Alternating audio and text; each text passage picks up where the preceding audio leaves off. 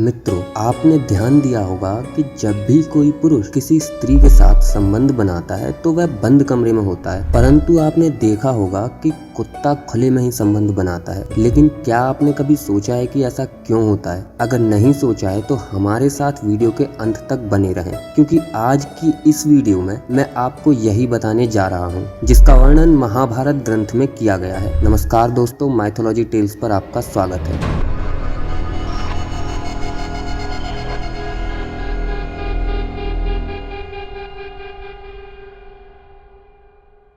महाभारत में वर्णित कथा के अनुसार यह कथा उस समय की है जब अर्जुन स्वयंवर जीतने के बाद द्रौपदी को विवाह करके घर लाए थे। तो माता कुंती ने अपने किसी काम में व्यस्त होने की वजह से बिना देखे ही अनजाने में सभी भाइयों को ये आदेश दे दिया था कि सभी भाई आपस में बांट लें। उसके बाद माता कुंती की बात का मान रखने के लिए सभी भाइयों ने द्रौपदी से विवाह किया था। फिर नारद जी के कहने पर पांडवों में यह भी निर्धारित हुआ था कि द्रौपदी प्रत्येक वर्ष एक ही पांडव के साथ अपना समय व्यतीत करेगी, और जब द्रौपदी किसी पांडव कक्ष में समय व्यतीत कर रही हो तो उनके कक्ष में किसी दूसरे का आना वर्जित था। जब भी कोई एक पांडव द्रौपदी के कक्ष में जाया करता था तो वह अपनी पादुकाएं द्वार पर उतार दिया करता था, ताकि कोई दूसरा पांडव पादुकाएं देख कक्ष में प्रवेश ना करे। परंतु एक बार जब अर्जुन अपनी पादुका प्रवेश द्वार के बाहर उतारकर द्रौपदी संग प्रेम प्रसंग में लीन थे, तभी वहां पर एक कुत्ता आया और खेल खेल में उस कुत्ते ने उस पांडव की पादुकाएं उठा ली और